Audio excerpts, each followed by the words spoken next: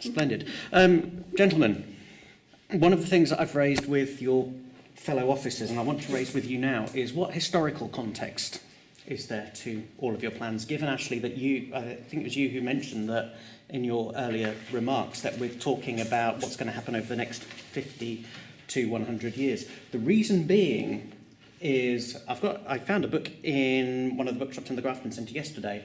That's the first part of the history of buses in Cambridge. Have the two of you read that book? I don't have time to, I'm very busy. I haven't read it. Well, I'm interested in history, I'm not interested in the history of history.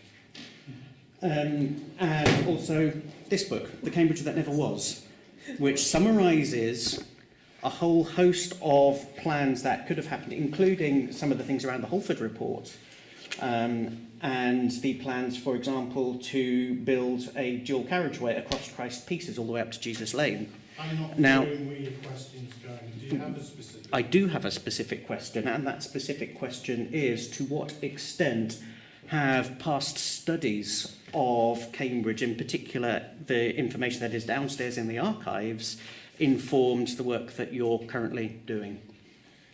The approach that we've taken is a first principles approach. To look at the issues that are currently on the corridor, and the future issues, as I explained in my introduction. I mean, the sense of what has gone on in 100 years ago and the successes and failures of that has not directly informed that. But I mean, clearly there are plenty of examples we can pull out of history. You know, we can talk about the Beeching report, you know, and the fact that a significant amount of railway infrastructure was closed because of short-term thinking. So, you know, there are lots of lessons to be learned from history, I agree, and happy to, you know, go down the pub or whatever and have a chat about how that can inform the way we move forward. But in terms of the specific technical work, no, we haven't actually read those books, and it hasn't informed the specific. Right. But just as a concept, point at myself again. Just as a concept, what research have your teams done, or members of your teams done, in terms of what has happened in the past in terms of transport planning, as Cambridge has expanded to inform what you currently want to do now? The reason why I'm asking this is I want to make sure that mistakes that were made in the past are not being repeated again. That's where it's coming from. Specific mistake you're sort of referring to? Well, you named one of them in particular with the Beeching report. Now, let's take, for example, the guided busway and some of the errors, whether it was in terms of the financing. Was it on budget? Was it over budget? Did it launch on time? Were there delays? What are the lessons learned from the guided busway project that are going to impact on this one? So part of the work that we have to do is look at the management and commercial case. So one of the management case is looking at the capacity of the organisation to deliver this level of infrastructure. So what that does is look at the lessons learned, for example, the Cambridge guided busway, and seek to then incorporate those within any procurement.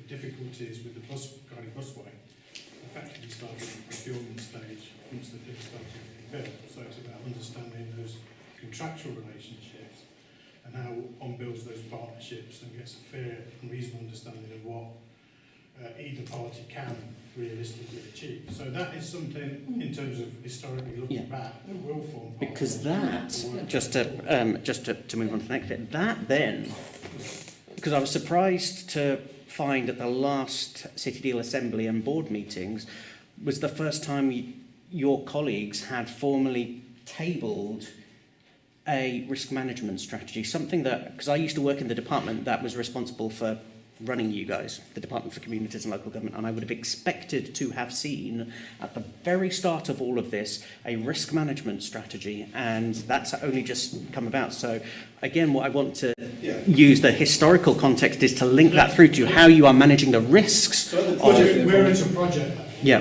and we do have a risk register, and we do have to manage a risk through that, and that you'll find is mentioned in the management case. And where does this option stand on the risk management ability to deliver? At this strategic level, it has a similar number of risks as all the others. So in terms of procurement... Well, no, in your report it says it's the highest risk to deliver. Yeah, well, yeah. So this is the most risky because of the bridge over there. expensive. Most expensive and the most difficult to deliver. Yeah. I have a question about the costs on this. This is the report that was produced by Atkins last year. The highest cost proposal in that one was proposal 1C, which was going to be £67 million and included a new bridge over the M11.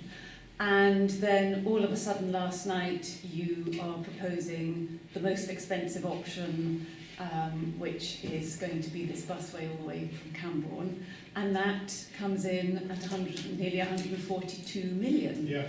Where is the extra 75 million going to come from if the first tranche is 100 million and you're already committed to doing something in Histon Road and Milton Road? Okay, so the consultation you're referring to, the 60, that figure you referred to, so is for that section, tranche 1.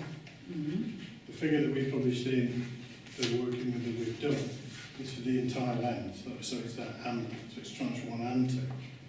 Clearly as time goes and more information and certainty about what it is you're pricing comes out, you'll get a better idea. So estimates will change.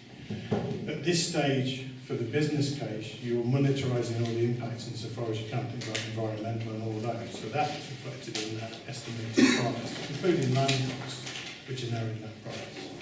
So as time goes by, that will be honed. But the simple answer to your question is because the first figure you mentioned is for effectively, if you will, half the scheme. So And I you think need to add them all together. It's also worth saying that we don't consider potential developer contributions, and clearly a big objective of this scheme is to serve new development, particularly out there in the Cambourne area. And so it's quite significant, potentially quite a significant amount of developer contribution could be attained to support this scheme. So the optimum bias in this is pessimistic. It assumes that things are going to be high and difficult and costly, because at this stage, because you don't have certainty, because you've not done the assessments and study beyond the high level strategic, you can't be certain of these things. So as you get more certainty, and clearly move to understand the risk and hopefully mitigate or avoid them. I was just going to say, the biggest problem on this corridor is on Madingley Hill, and a solution which has been often suggested is to modify the open interchange so that the A4 to 8 traffic can go onto the M11, so it doesn't have to come down Madingley Hill. Now, did you assess that as part of this? And if not, were you explicitly forbidden from doing that? Because you seem to have ended up with a very costly scheme with a low BCR. And that, to me, would seem a sensible approach. It would also bring buses into Cambridge along Antony Road, which would then allow them to use their existing routes, which would avoid all the problems with Silver Street and would allow them to serve Northampton Street, which we said earlier is an easy walk into the city centre. So was that looked at? Yes, what we did was look at it in the strict terms of the project that we've been given, which is about improving public transport between Cambourne and Cambridge. They're about, and we sort of touched on some of them there, about the need to provide integrated, segregated routes, and trying to do the road work you're saying to go to interchange falls outside the scope of our ability to deliver that, but also the actual remit that we've been given to look at public transport in the corridor and interventions, infrastructure to achieve that. Yeah.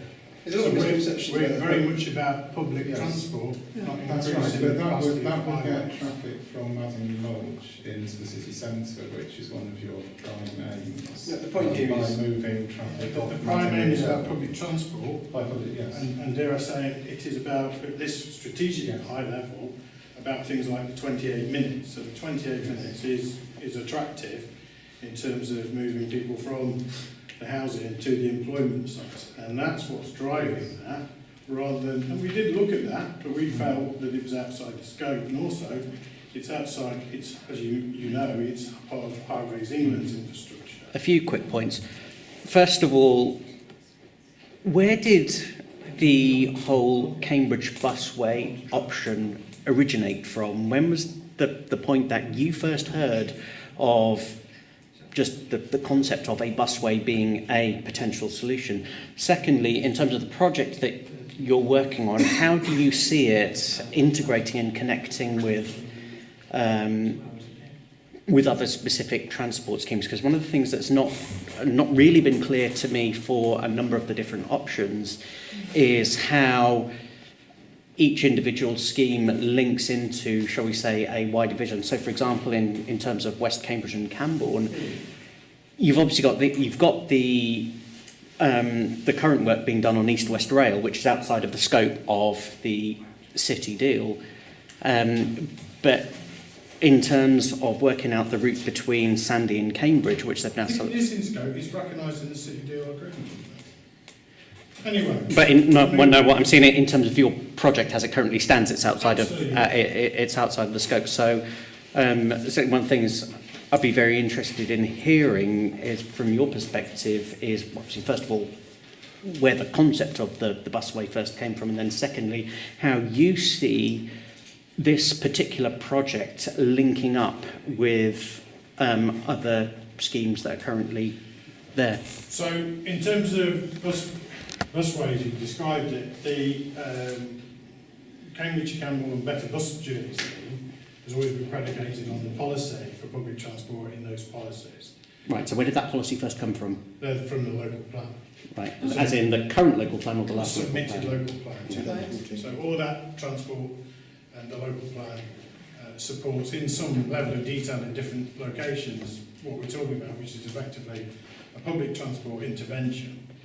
And so that's, if you will, where we're coming from. So we're tasked to produce a public transport intervention infrastructure, and then taking those strategies and what's required of them leads us effectively to recommend what we're recommending.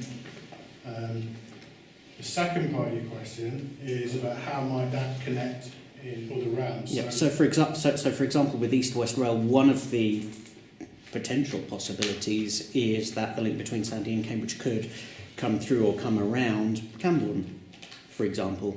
Well, I can't really, forgive me, I don't know, I'm not involved in that. Yeah. The only bit of that I kind of aware of, if you will, is the discussion about potential for a station at Addenbrooks.